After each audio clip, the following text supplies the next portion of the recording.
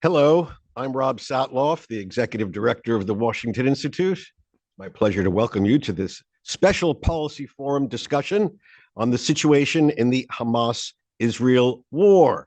This is the latest in a series of events that we're hosting here at the Institute to give you insight and analysis into the situation on the ground and where U.S. policy is fitting in to the important decisions that leaders are taking about this conflict.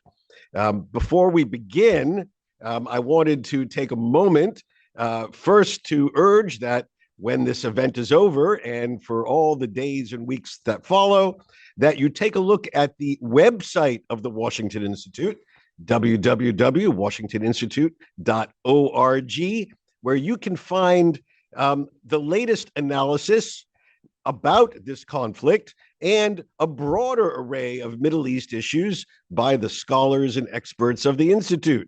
Everything that you need to know about this war, about U.S. policy in the Middle East, and about the key issues on the U.S. Middle East agenda, you will find at the website of the Washington Institute.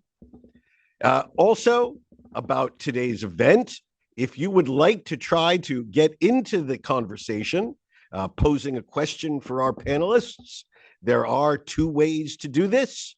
If you are joining us on our Zoom link, then you know the routine. Please use the Q&A function of your Zoom bar. If you're joining us on some other platform, YouTube, the Institute's online platform, anything else, please send me an email directly. You can address it to rsatloff, R-S-A-T-L-O-F-F, at washingtoninstitute.org, and I will figure it out and try to get your question into our conversation if we still have time in today's program. We have a lot to cover today because this war looks like it is entering a decisive phase with the end of the humanitarian pause and the heightened military operation in southern Gaza. It looks like there may be a moment of decision approaching in this conflict.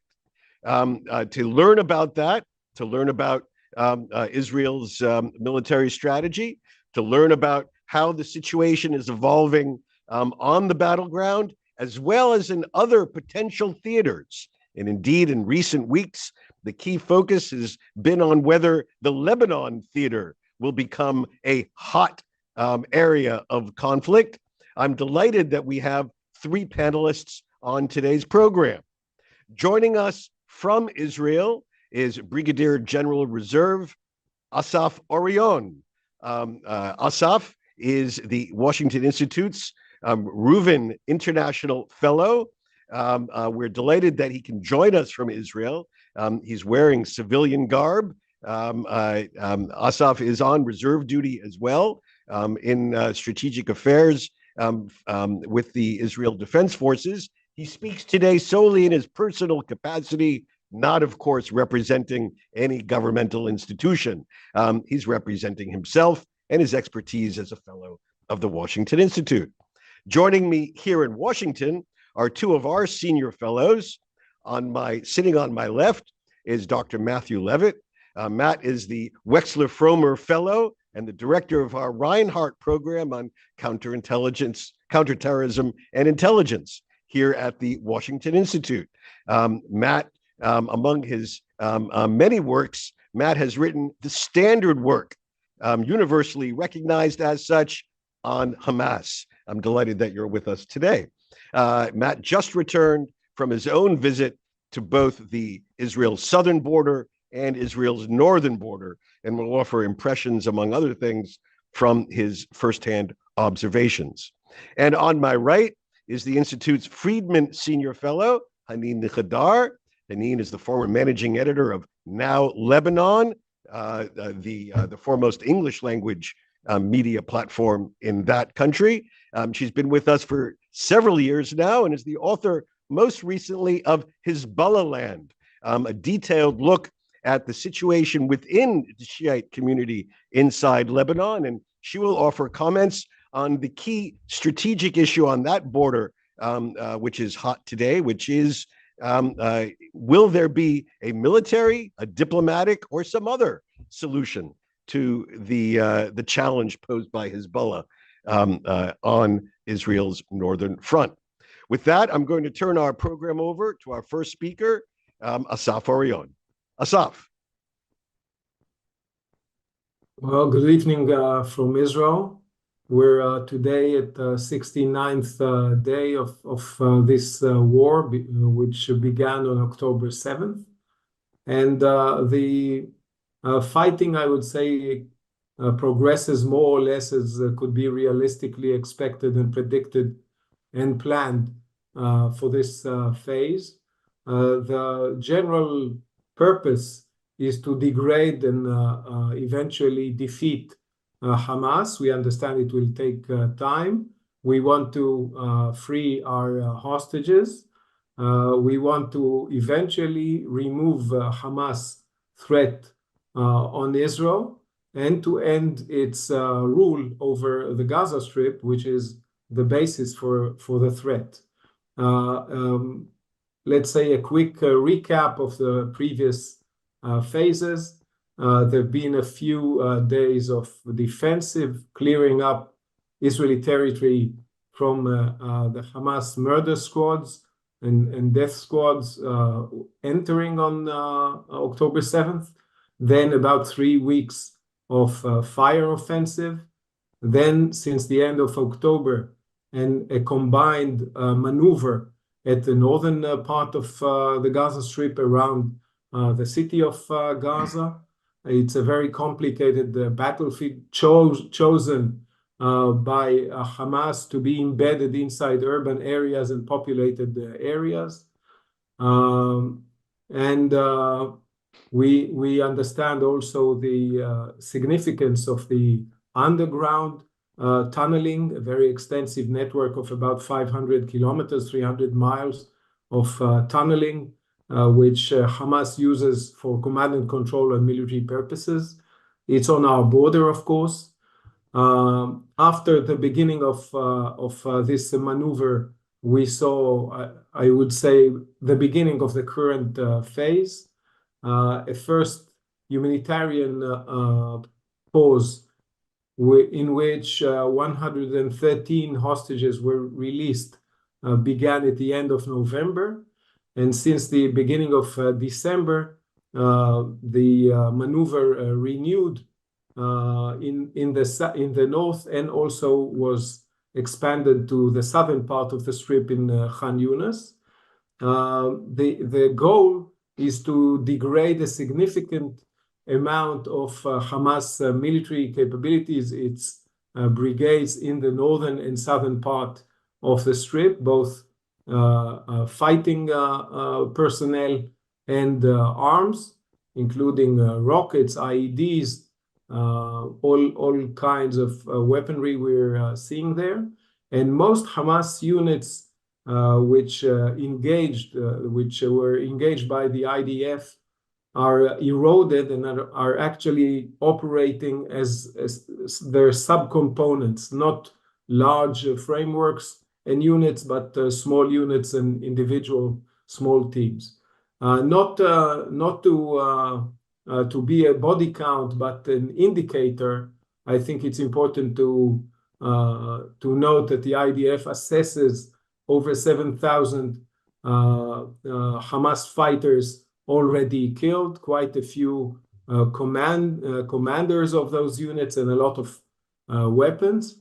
On the other side, we have still 135 hostages in Gaza, over 800 killed civilians, Israeli civilians, Jews, Arabs, and others, mostly from October 7th, over 400 IDF fatalities, over 300 of them were on the first day. Over 12,000 rockets were launched at Israel, and about 200,000 Israelis are internally displaced from our southern and northern borders. On the Palestinian side, There are over 18,000 dead by Hamas, indiscriminate numbers, like bundled together. They don't differentiate between combatants and civilians. In the West Bank, over 270 Palestinians were killed in the fighting, and in the Gaza Strip, mostly in the southern part of the Gaza Strip, there are over 1.5 million internally displaced persons. We accordingly face a significant challenge in world public view and a diplomatic challenge, as we saw in the General Assembly in the last days. What's next? It's expected and predictable to see the continuation of the current phase within a few weeks. And in parallel, we also see some efforts to reach another hostage release deal, some humanitarian exchange in this sense. And afterwards, I think the future holds additional lower intensity, lower scale operations to complete the goals and the needed achievements. And in parallel, we I think need to expect some encouragement of the emergence of an alternative to Hamas in the Strip. So the war goals will be met over time. Some parts of the operations will take months more. Some parts will take years into the future. A lot depends on our collective capability to prevent rearming and reorganization of Hamas, the stabilization of the Strip, its disarmament, its reconstruction, the emergence of an alternative moderate governance in Hamas, supported by regional and international players.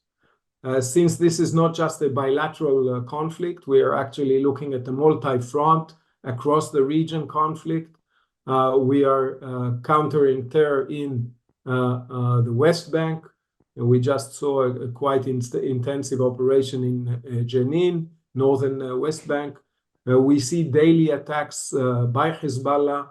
I would say an average 10 attacks per day that Hezbollah conducts as solidarity with Gaza, anti-tank missiles, rocket attacks, and so on against our forces and civilian communities, which are mostly evacuated.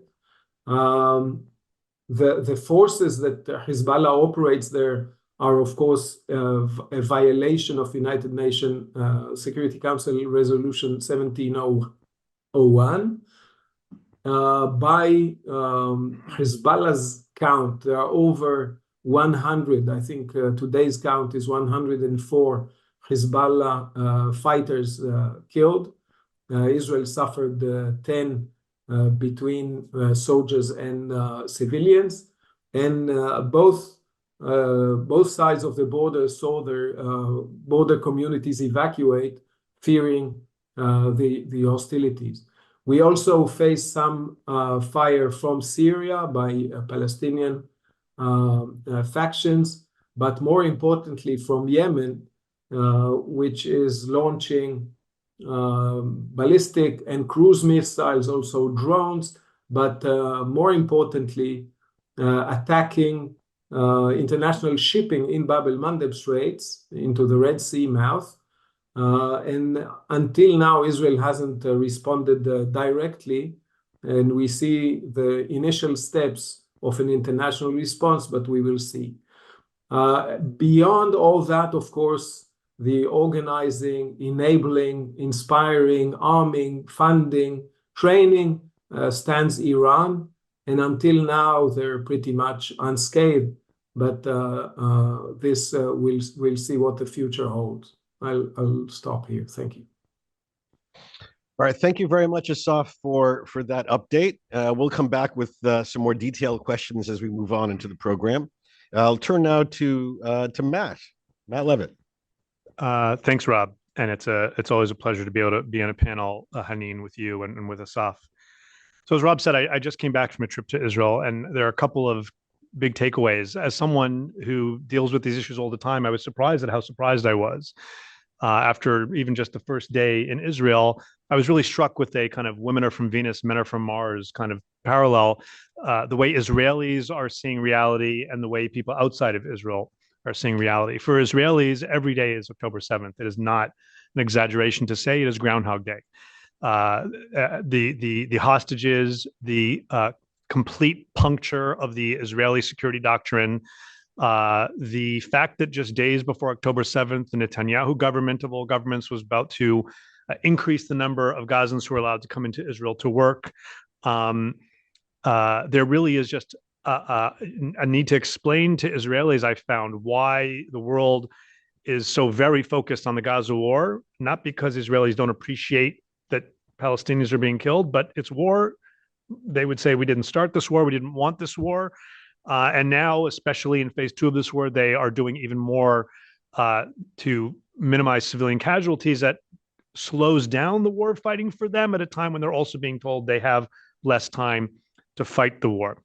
The second big takeaway was the extent to which everyone I spoke to at every part of the political spectrum, military, intelligence, policymakers, everybody, that the era of living to a gun to our head, they would say, is over. Not in the South and not in the North. The era of watching as enemies accumulate weapons and we have a policy of keep the calm is over. And a real sense of how, until very recently before I got there, apparently, this war was having a tremendous choking effect on the country. What I mean by just before I got there is that apparently, when I got there, I was a little surprised to see how many people were out and about and in markets and in restaurants, and apparently that's been quite recent. But it's also the choking effect in terms of the maritime issues and the rockets coming in from different types of places. So let me just give a couple of comments on the South, on the North, and then on one other point, and then stop and leave it for Haneen and for the questions and answers. The first is that it's clear that Hamas had a couple of very critical miscalculations. The first is that they did not expect the United States to get involved as we did. I think Hamas, Hezbollah, and Iran all are a little concerned that this action might, in the end, bring the United States permanently back to the Middle East at a time when they were quite pleased that it seemed to them we were out and focused on other things. The fact that we have 2 aircraft carrier groups in the Mediterranean, I think the fact that the United States didn't very, very quickly and forcefully kind of force the Israelis to stop and withdraw, I think that was very much part of the Hamas miscalculation. And the second, of course, is that they clearly anticipated, and you can see from their own comments, their displeasure with Hezbollah and others in terms of how little support they got from the Iran threat network and beyond. I think they anticipated, as was the case a couple of years ago, that if they said that this assault, this massacre in the South was done for Al-Aqsa, the Al-Aqsa flood, as they called it, that they would get people in the West Bank to rise up, that they would get Israeli Arabs to rise up. And none of that happened. I think now you're beginning to actually see some perhaps limited disagreements within Hamas leadership between Sinwar and some others as to how far this is going, whether they should continue pushing and completely lose control of Gaza. Ultimately, I think that what Hamas wants is to have within the Palestinian territories the ability to run a Hezbollah type of model where they can participate in whatever government is there, whether it's part of the PLO or otherwise. They can also maintain their own organizational structure and military capability and arms in parallel. That has always been what Israel and the Palestinian Authority have pushed against. And I think Hamas, are hoping that in the post-October 7th world, that's what they will be able to have. Look, there were a lot of people who said that Hamas had matured over the years by virtue of running Gaza, that they cared about their governance project in Gaza, that they were perhaps co-opted by the responsibilities of governance that some of their leaders, even people were saying about Yahya Sinwar himself, that they were militant but pragmatic. And everybody I spoke to across the spectrum, and including people I'd met with before who'd made these arguments, there was no argument. Mea culpa, we were wrong. And that is going to affect how Israel deals with these issues going forward. On the north and on the south, one of the immediate issues is how to deal with the evacuees, how to convince Israelis that it is safe to return to their homes. Now, in the south, of course, it's going to be less of a security issue because there is a war. There's been pushing back of Hamas. There will be some type of security perimeter. But there's more than just a security consideration. There's trauma. I visited Kfar Aza, one of the communities worst hit by the Hamas massacre. There was nothing to go home to, even if people were willing to go back to those homes given the trauma they suffered. In the north, it's slightly different. And I spoke with officials who had just been up to the north, meeting with mayors and regional council heads to get a sense of what would people there need and demand to be able to go back to their homes. And it's very clear to me, and I won't go into more than this because I want to leave it to Hanin, that there is, from the Israeli perspective, a two-stage timeline here. The first is the immediate, what needs to be done to make people feel comfortable to go home. That is doing things that address the threat of the Radwan Hezbollah special forces just across the border, across the blue line. Ideally, they would like Hezbollah to be forced diplomatically to adhere to 1701 and deploy north of the Litani. Short of that, there is a certain number of kilometers that they absolutely will insist that Hezbollah move northward of the border so that Hezbollah is not seen on a daily basis by Israelis just across the border. No Hezbollah flags, no armed Hezbollah guys walking around and shooting laser beams into people's houses, and most importantly, not being able to shoot anti-tank guided missiles into their homes, which, if you do the math, ultimately means somewhere around an 8 to 9 kilometer, 7 to 9 kilometer area where Hezbollah is not actively deployed. The second phase will be ultimately deciding what to do about Hezbollah's precision-guided missiles, which of course can target most of Israel, if not all of Israel, even from fired north of the Litani. This gets into the Israeli perspective of we're done living with a gun to our head. That would be a much, much bigger task and suggests that this conflict will have more of a tail, not necessarily in the weeks and months to come, but perhaps longer than that. The last point I want to make is on Iran, and you've probably seen Iran say many, many times how they don't have anything to do with the activities happening by Iraqi Shia militants or the Houthis or things that are happening in Syria or Lebanon. And there are certain things that the Iranians are clearly doing. Like the Houthis are firing their rockets. The Israeli Arrow system is knocking down some of them. The U.S. forces have knocked down some of them. Saudi forces have knocked down some of them, which is a commentary of itself. But I think it's important to note that it's the Iranians who are reportedly providing the Houthis both with intelligence about which ships have partial Israeli ownership, which is not necessarily something you can quickly find on your own, and also where they are located. But Iran is doing other things in the context of this conflict while the world is focused on Gaza and on Lebanon. For example, doing some things that are not so great on the nuclear file. And in what was a surprise to me, reportedly making significant strides on not only developing, but there's concern about providing to allies some of their new chemical weapons, which would be a significant threat. So let me stop there and we'll open up to questions and answers. Again, it's a pleasure to be able to do this, Rob, with you and Hanin and Asaf. Thank you. Very good. Thank you very much, Matt. I'm going to turn to Hanin in a moment. Just want to remind everyone, if you want to get into this conversation, either use the chat function on use the Q&A function on your Zoom bar, or send me an email directly at rsatloff@washingtoninstitute.org. Turn now to Hanin Khadar. Hanin. Thank you very much, Rob, and thank you, Matt, Asaf, for your comments. Very happy to be here to talk about an unhappy topic.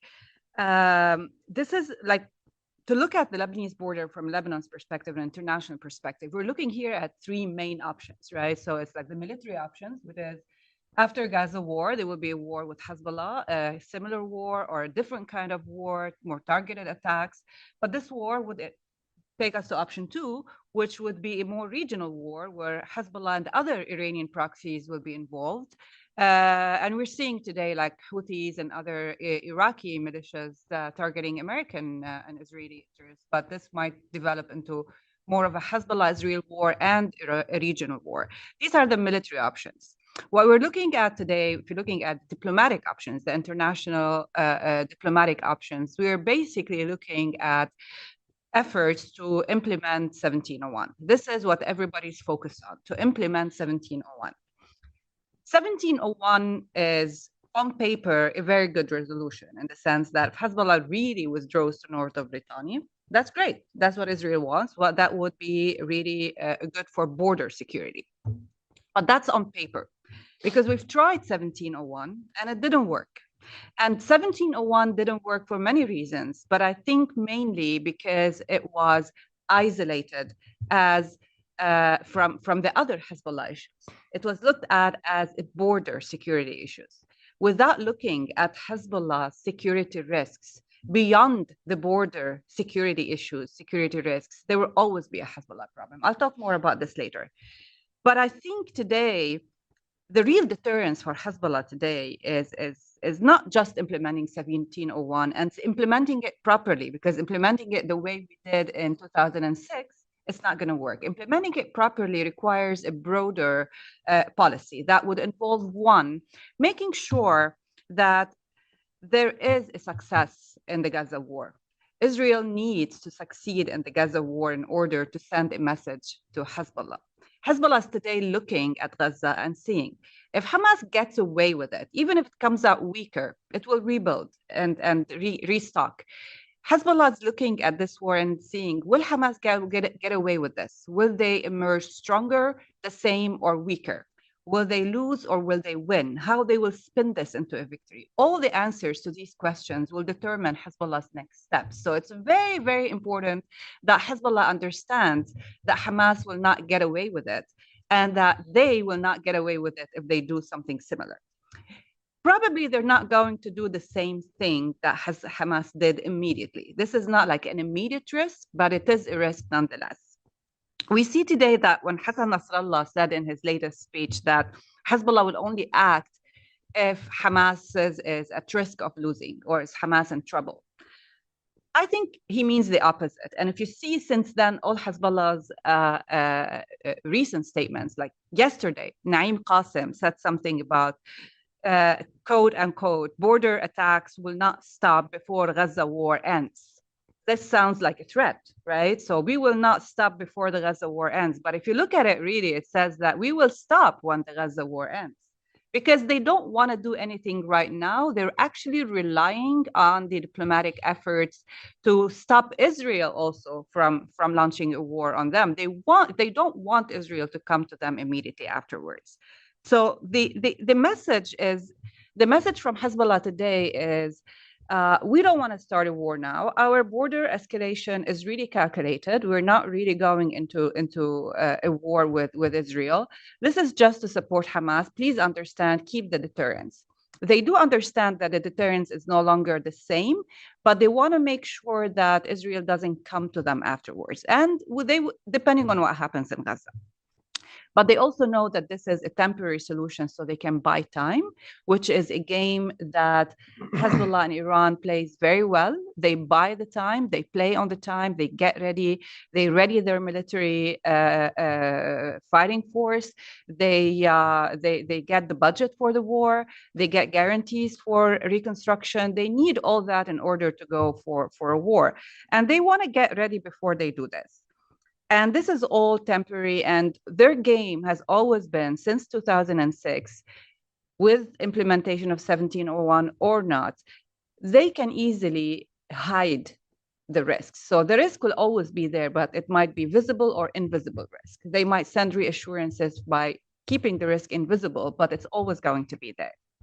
So that's why it's very important, if we want to implement 1701 and do border demarcation with Lebanon, and if we want to look at this problem as a border security issue, it cannot be isolated from the broader framing of Iran's regional problem, Iran's proxies. This is very important. You cannot isolate 1701 and the border security issue without really linking it with the proxies in the region, because we're seeing today how all these proxies are linked. It's true Hezbollah has not entered a war with alongside Hamas as a united front, but the proxy problem is still there. The Houthis, others, anyone can move at any moment. So it's very important to have a successful implementation of 1701 is to address the Iran regional problem without really weakening Iran in the region. If Hezbollah and other Iran proxies continue to grow stronger in Lebanon and the region, we will always have a security risk to Israel and the West, and there will always be a border security issue. That's why today it's very important to link 1701 to Iran regional problem. Otherwise, because in 2006, it didn't work because we tried it. It didn't work because it was isolated.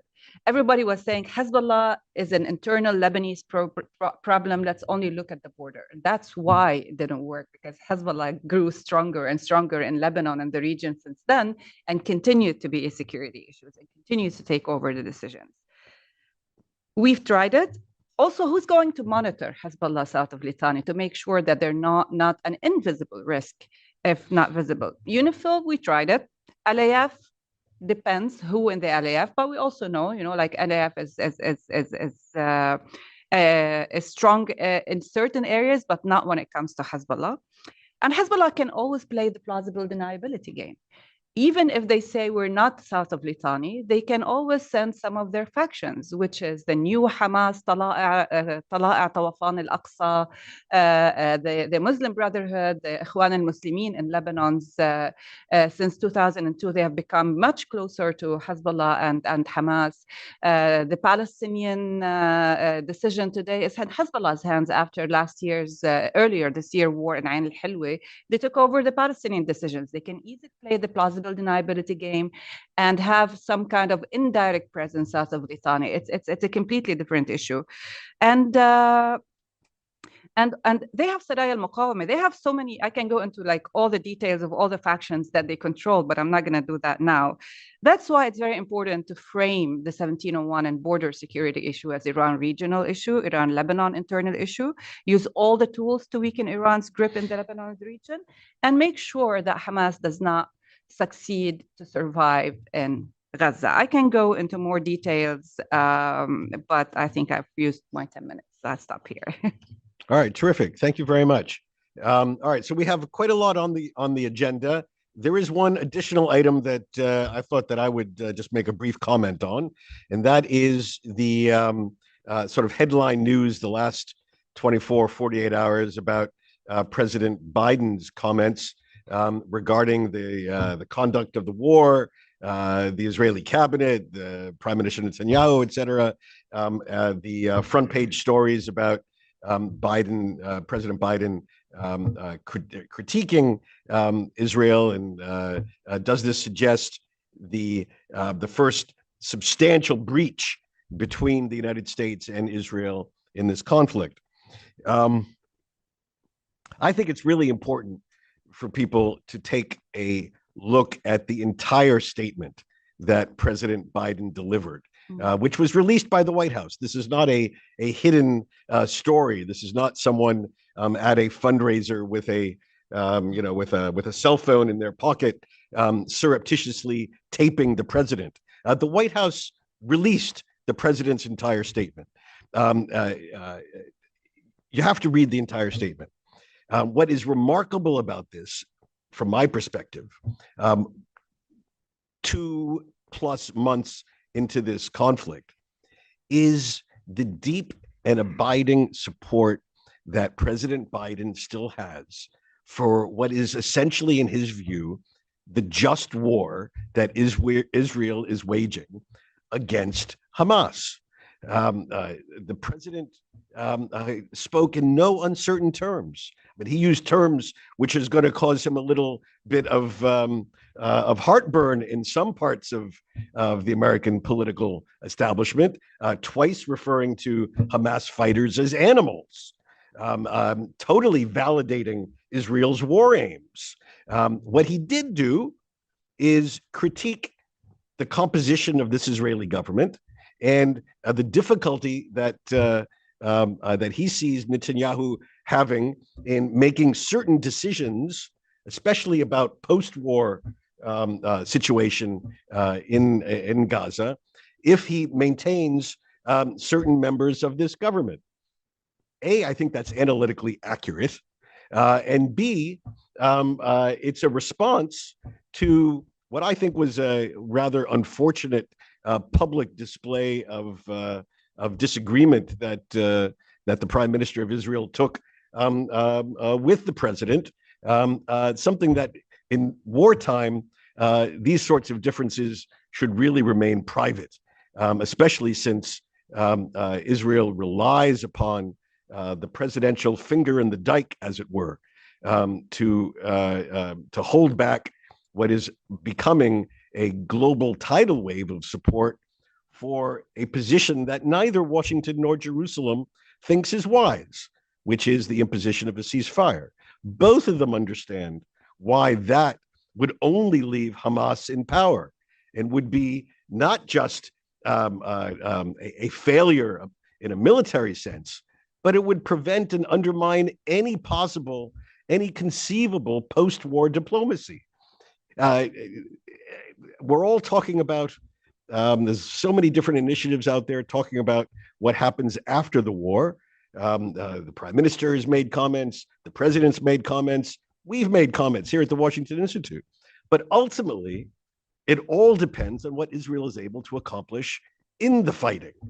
And here, the basic dichotomy is a war that ends with Hamas intact and even a weakened, battered Hamas still able to wave a flag that they've survived means one thing, and that means no diplomacy, no diplomatic path, no political context for after this fighting, a war that ends without Hamas being able to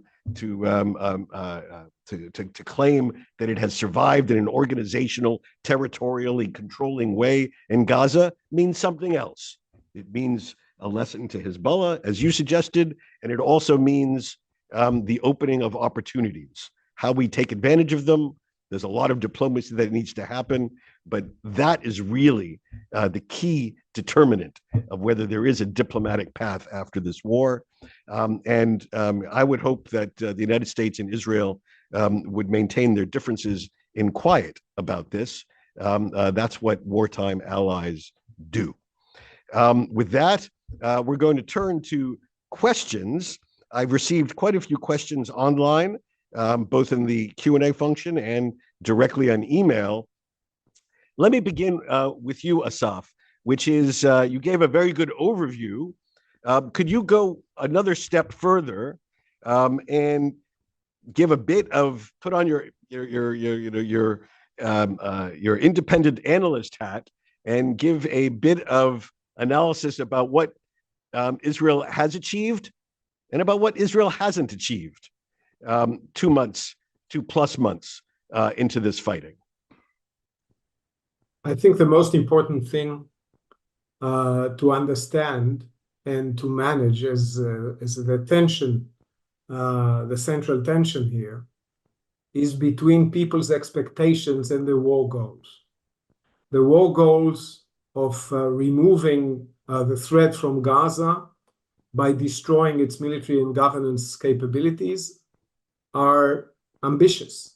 We understand that both operationally and strategically, they're very demanding. Now, in Israel's concept, the war is by definition a long war, unlike any other that we waged before, except the War of Independence in 1948. And the world expectation and Israelis' expectations are calibrated along our other wars. You know, Yom Kippur 73, 50 years ago, was about 3 weeks. The longest conflict in Gaza was 55 days. So we're mostly judging the achievements with a stopwatch in our hands. Now, as I described, that the intensive phase is about to finish in a few weeks, many people will think, well, the war is over. Are we there yet?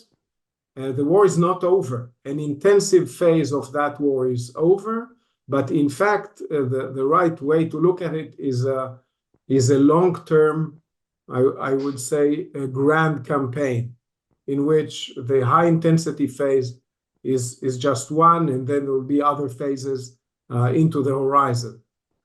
A second point to make is that, as Clausewitz said, war is the continuation of politics in other means, or by other means.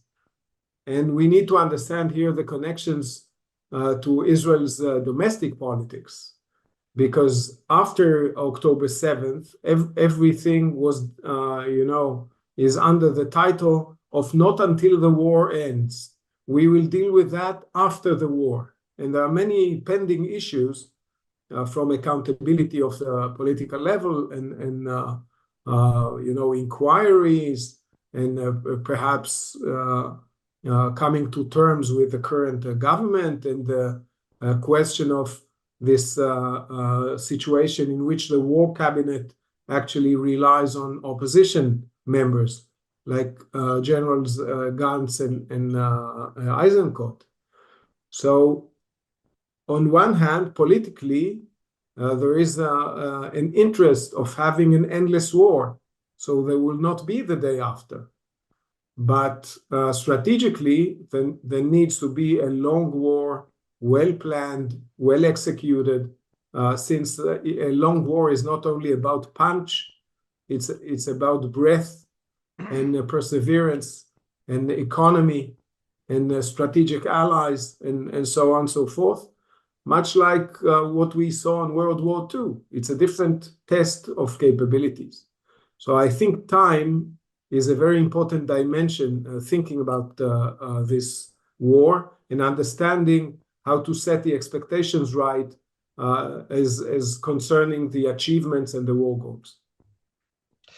So I received quite a few questions from viewers who want to know the future. In various aspects. How long will the war cabinet survive? What comes after the war? Who replaces Hamas? Lots of different aspects of the future. Now, obviously, this is not so easy to analyze the future, although, as my professors used to say, you have fewer footnotes when you do that. But what I'd like to ask you, Matt, from your discussions in Israel, not about any of the specifics, but more generally, how are Israelis thinking about this? Are they even thinking about the future, or are they thinking about dealing with their current reality? Okay, so don't think that I won't forget when it came to asking the impossible question that you threw me under the bus. I will not soon forget that. Thank you for the question. Look, I was struck by how fixated Israelis are on the moment. When I was speaking with people in the military and in the security establishment, that was very understandable. They're prosecuting a war. They're very focused on the here and now. When I spoke to more senior level people, the conversation went, and it only went this way when I brought it up, about, well, what comes next? And there was tremendous discomfort there, because ultimately I wasn't speaking to politicians, and this is a political question. When I pressed them, they shared with me their frustration and their understanding that in order to be able to expect that the West is going to continue to support Israel to the extent that it is, they're going to need to be able to articulate towards what end and give us confidence that they have an idea such that we don't end up by default with another Hamas or this Hamas. And that is just part of their political situation. Netanyahu does not have any interest in saying, look, I ran in a campaign that said only I can protect you. I was wrong. I'm going to step down. Remember, Golda Meir won an election and it took her several months to step down herself. But he's got legal cases and other things. There's no incentive for him to step down now.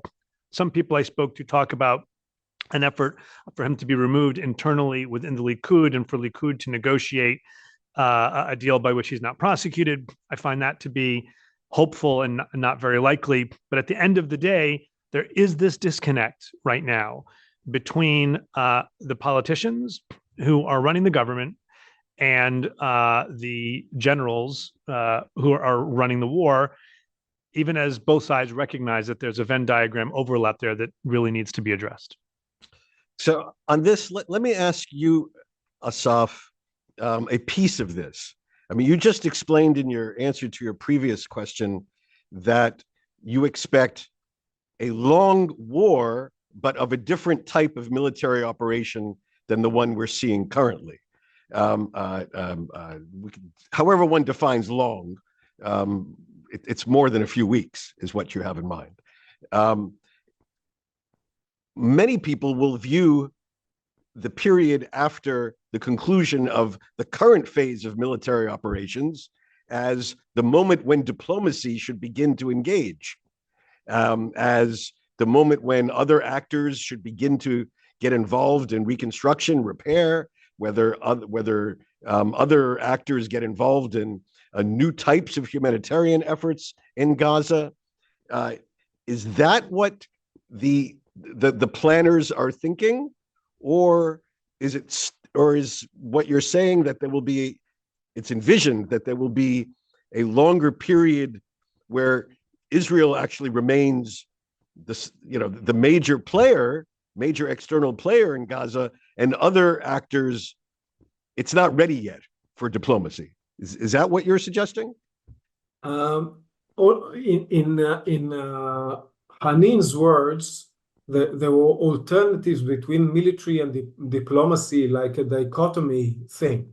In your words, it's a serial, military phase, then diplomatic phase. My professional training says they are more parallel and complementary than a dichotomy. So the military operations provide pressure and context and a starting point and impetus, energy, and the diplomacy many times provides a ramp out.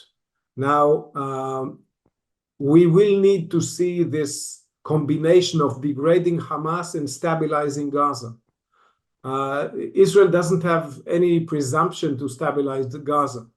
It is very interested in showing what emerges in Gaza, like that it doesn't rearm, Hamas can be contained until defeated in a smaller threat profile. But we are all hearing that the expectation of the reconstruction and the rehabilitation of population and so on is not something that Israel picks the bill for.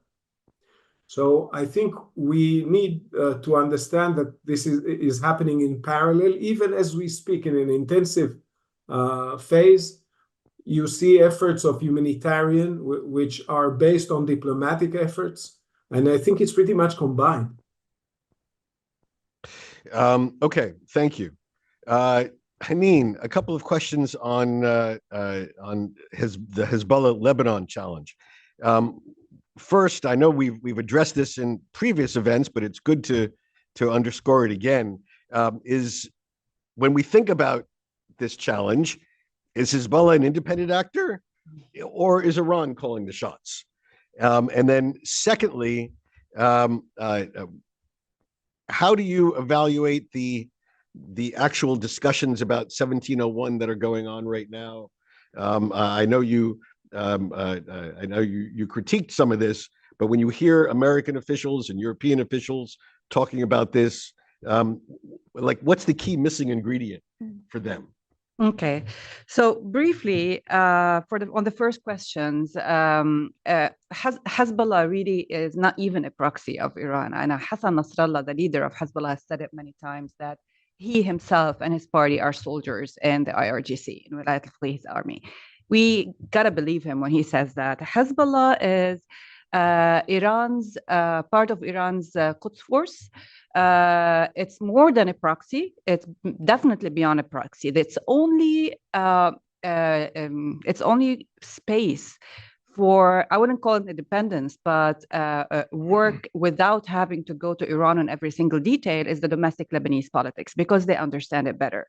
But on war and peace decisions, regional operations, big security and military decisions, it's the IRGC call the shots. It's definitely not Hezbollah, especially that they do not have today the Imad Maghniye commander and even the Mustafa Badruddin, and they have people who are not 100% trusted by the Iranians as they used to trust Imad Maghniye, for example.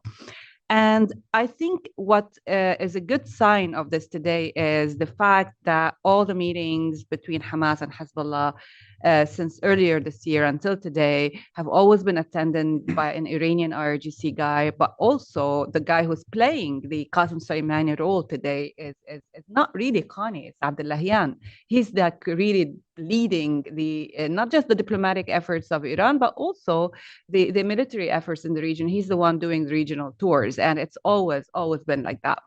On the second question, the 1701, what really is missing is the sustainability element.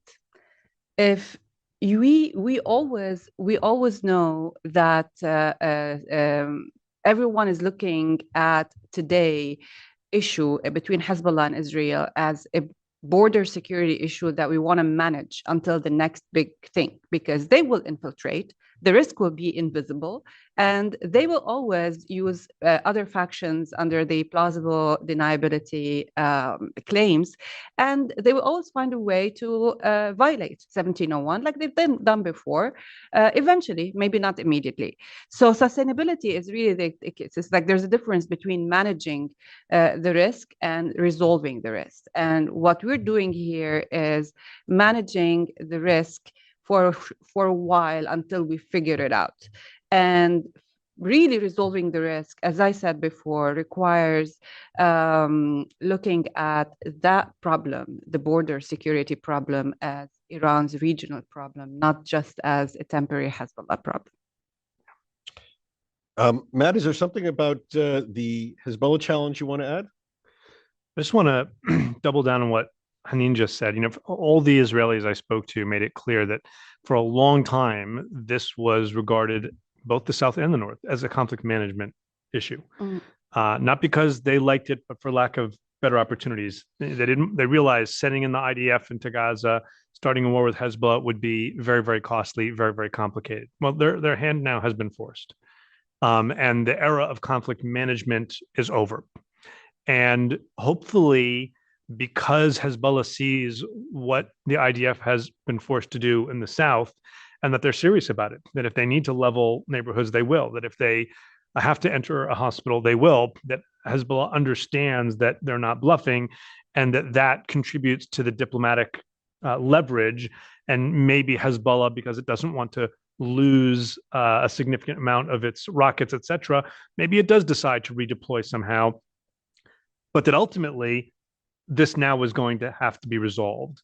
The South right now, the North in the immediate regarding that, 7 to 9 kilometers, but not just that. And ultimately, this means that this is a turning point in the region.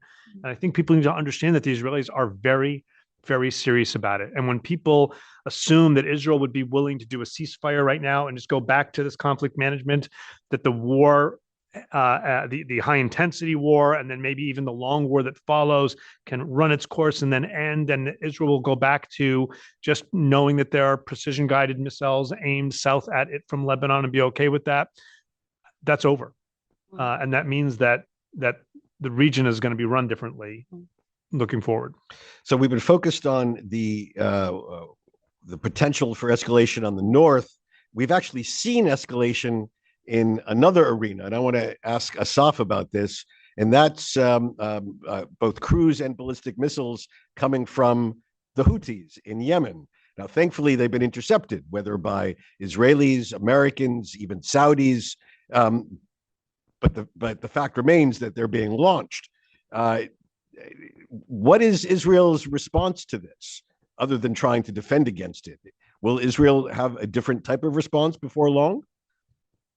Right now, I think it's very evident that Israel is focusing on the Gaza front.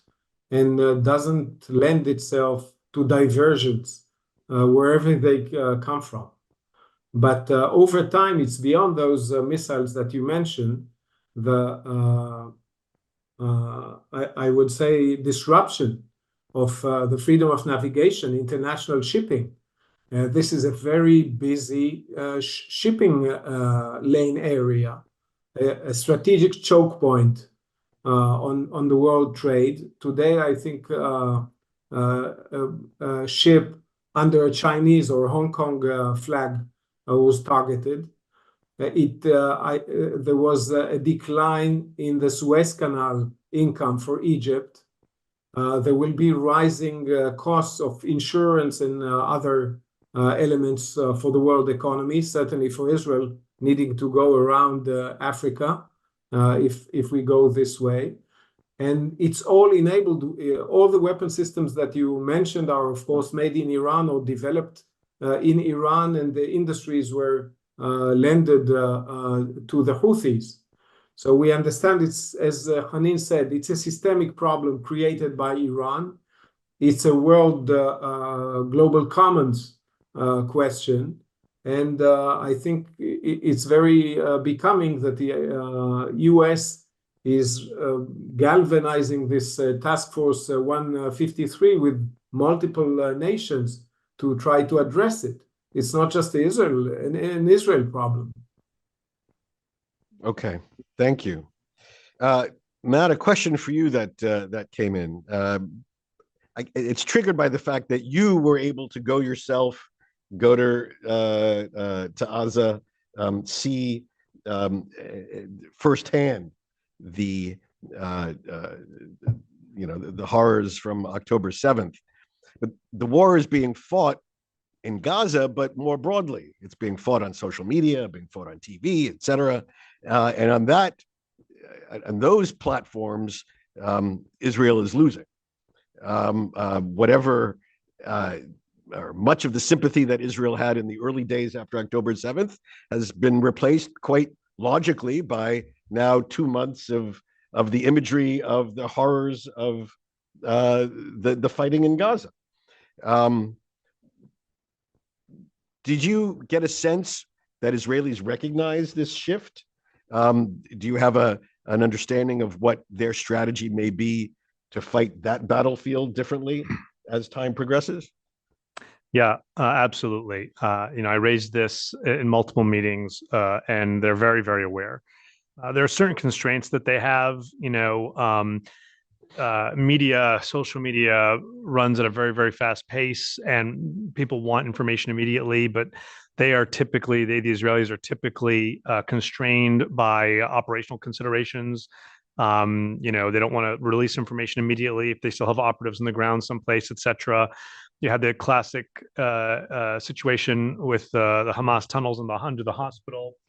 And there were a couple of days where people were saying, you said you'd find all these things and you haven't. And then when they were able to show that they found pretty much exactly what they said they would find, there'd already been these 2 days. Israelis are very cognizant of this, and it's never been their strong suit. They're much, much more focused on winning the actual war. And leaving the battle of ideas to the diplomats, etc. And that's of secondary importance to them.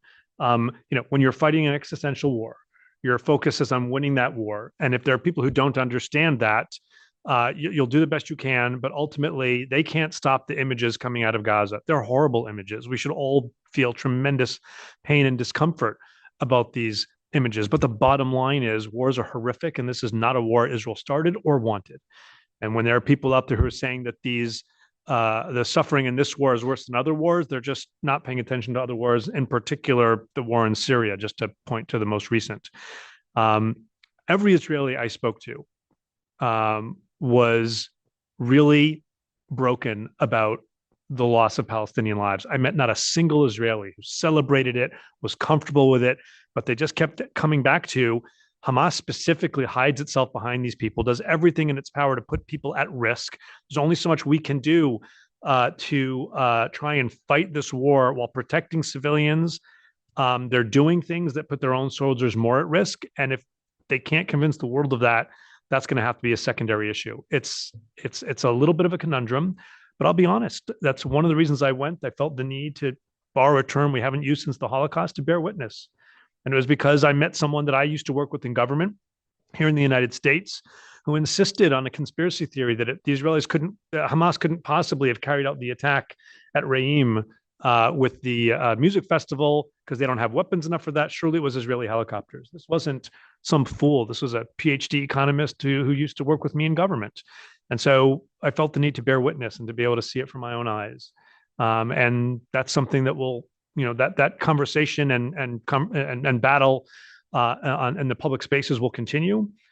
For the Israelis, the most important thing is protecting their civilians and rebuilding a new understanding between the government and the public about how the government protects its civilians, because that in the moment has been shattered. Thank you. Asaf, I have a lot of questions asking if you can help disentangle a little bit more what the Israeli operational strategy is in South Gaza, in the sense that it's a smaller area than when we started. It's more densely populated because of the internal displacements. The presumption is that this is where Hamas leaders, the main names that we now know of, Sinwar, Deif, are located. It's also the place where one assumes the remaining hostages are being held. Israel has begun to pump in seawater, fresh water, different places into tunnels. How do you disentangle the various objectives here? And where do the objectives of getting the leaders and freeing the hostages? How do you disentangle these horrific competing priorities? Well, it's a wicked problem set. Nobody promised us it would be simple. A lot of tough choices. In some places, you say, okay, I stole the operations. For instance, the humanitarian pause of the end of November. It allowed Hamas to reorganize. They're much better now ready than they used to be, in the disarray of our constant initial pressure. It cost us when we resumed fighting. In some places, you abort operations because you don't want to risk your hostages. In some places, in one case, we went in and managed to free one of our hostages alive. In the last week or two, we saw reports on one attempt that ended badly, without success, and with two of our special forces badly injured, but no live hostages back. In another, we lost soldiers trying to retrieve more information, items, and bodies. So we have now, among the 135 hostages, about 20 are believed to be dead, at least. Hamas is murdering them as we speak, or letting them die. Not all of them are healthy. Some of them are elders, and so on. And you should hear the testimonies of the witnesses coming back from this captivity. There was an interesting statement by one of our seniors saying that if we get to a moment when we know where Sinwar is and he's shielded behind hostages, it will be a heartbreaking decision. He didn't say it will be a tough decision. Now, heartbreaking means that, well, that's one of the options that can be decided. I won't be a prophet on this. I'm happy that I don't need to make the calls, but it's a very intricate, difficult, saving your own by keeping them alive and trying to negotiate their freedom or free them by force, and at the same time fighting a vicious terror organization barbaric in its methods, and still manage it. It's a very tough balancing act. I don't have a simple answer. Okay, very good. Thank you. All right, we're coming to the close of our time together. So just brief questions for each of our panelists, really about timing. This is, I think, our fifth policy forum looking at this conflict since we began. Can each of you, in your own sense, I know that's very difficult, give us a sense of timing? How long do you anticipate this current phase to go on for Asaf? How long do you think before there will be a sense among Israelis that they can begin to at least think about returning to their homes, as you pointed out, Matt? And how long do you think they're going to sustain this narrow conflict just along the border before there's either some diplomacy that helps resolve it, or even worse, regrettably, some major escalation? Okay. Asaf? My guess, several weeks at least. It will be a good thing to have another forum, I would say late January. Several weeks. Okay. Matt? Yeah, I agree. I heard some Americans express hope that this could end by the end of the year, and I've heard many Israelis say the end of January is more realistic for this high-intensity fighting that Asaf discussed. Nothing really can happen returning the evacuees until that phase is over, probably a couple of weeks after. In terms of people returning to the north of Israel, where their homes are still standing and there isn't the same kind of trauma, assuming that there is an understanding, an informal understanding with Hezbollah, and there are very, very clear communication channels ongoing already about where Hezbollah is and isn't along the blue line. And Israel will have some comfort with that because of the level of the force that they will have deployed there. In the south, there's just the additional issue of rebuilding. People, across the street from Kfar Aza, where I visited, which was decimated, there's Kibbutz Saad, which was kind of miraculously unscathed. Will people feel comfortable going back into those homes? That is as much a personal, emotional decision as it is a security one. And that I don't know the answer to, but they're going to want people to be able to get out of these hotels and shelters that they're in and get their lives back, because they're living moment to moment, not real lives in the moment. And so based on Matt's comment, will perhaps by mid-February there be some understanding? Yeah, they made it very clear between Naim Qassem and other officials this week that they will stop the attacks when the war is over. So it sounded like threat, but it's not really. It's more of a reassurance saying like, we'll stop when this is over. But that doesn't mean like this phase for Hezbollah where it stopped. They don't want the war now, and they made it very clear that they don't want to be involved in the war now. However, they need the time afterwards in order to get ready for the next war, because they know that for the Israelis, the post-2006 deterrence living with Hezbollah across the border, even if there is some kind of a buffer zone or 1701 implemented, their risk will always be there. And they know that the next confrontation is coming, and they will use the time between end of January or mid-February until the next Sahada to get really ready and organized for the next one. And that's why, again, it's an internal and regional problem. It's not a border security issue. Okay, very good. Thank you. Thank you, Asaf Arion. Thank you, Matt Levitt. Thank you, Hanin Khadar. And thank you to all of you around the world joining for this policy forum again to learn more about events in the Middle East and U.S. policy. Please look at www.washingtoninstitute.org, the website of the Washington Institute. Thank you and good day.